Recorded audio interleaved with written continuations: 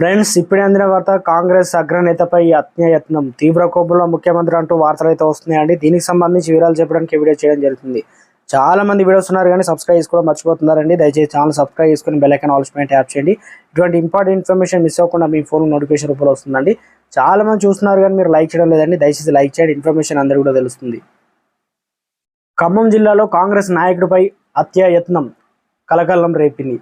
కొణిజర్ల మండల కేంద్రానికి చెందిన సీనియర్ కాంగ్రెస్ నాయకుడు, కొణిజర్ల గ్రామ మాజీ సర్పంచ్ సూరంపల్లి రామారావు పైన ఇద్దరు దుండగులు కత్తితో దాడి చేసి హత్యాయత్నం చేశారు. మండల కేంద్రంలో ఆయన నివాసానికి ఎదురుగా ఉన్న ఇంట్లో బుధవారం రాత్రి వివాహం జరిగింది. కాగా ఆ వివాహానికి హాజరైన రామారావు రాత్రి 12 గంటల సమయం దాటే వరకు అక్కడే గడిపారు.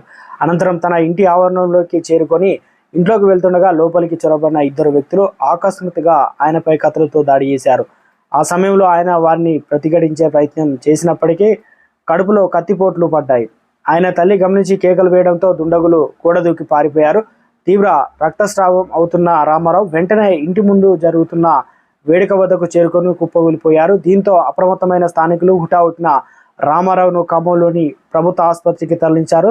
పరిస్థితి విషమించే ప్రమాదాన్ని గమనించిన మెరుగైన చికిత్స కోసం కిమ్స్ హాస్పిటల్కు తరలించారు. ప్రస్తుతం ప్రాణాపాయం నుంచి కోలుకుంటున్నారు. గత వివాదాల నేపథ్యంలోనే మాజీ సర్పంచ్ సూరంపల్లి రామారావుపై దుండగులు దాడి చేసినట్లు భావిస్తున్నారు. ఇటీవల చోటు చేసుకున్న ఒక భూ వివాదానికి సంబంధించిన వ్యక్తులే ఈ ఆగడానికి తెగబడ్డట్టు ప్రచారం అయితే జరుగుతుంది. నిత్యం బీఆర్ఎస్ వర్సెస్ కాంగ్రెస్ నేతలుగా మారింది.